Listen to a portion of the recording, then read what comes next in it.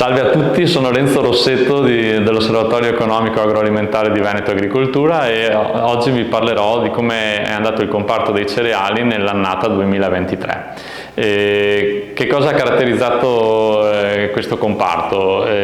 Prima di tutto un aumento delle superfici coltivate a cereali autunno-vernini, quindi il frumento tenero, il frumento duro e l'orzo hanno registrato degli incrementi negli ettari messi a coltivazione. Allo stesso tempo però hanno avuto delle rese inferiori a quelle dell'anno 2022 a causa di problemi climatici che si sono registrati durante la primavera essenzialmente, ridotte precipitazioni almeno fino al mese di maggio.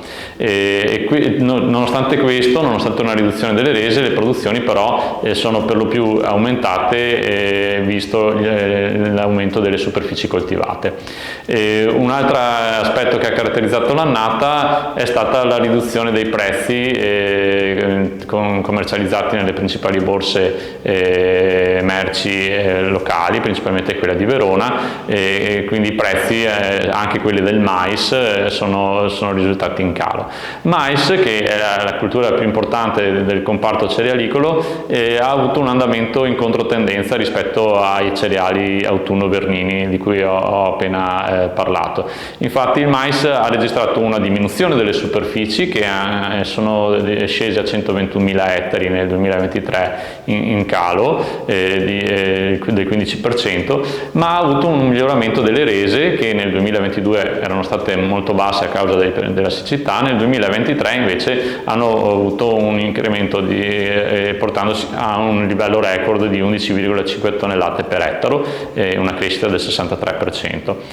Il riso ha mantenuto invariate le superfici coltivate circa 3.000 ettari, ma il leggero miglioramento delle rese ha permesso un aumento della produzione.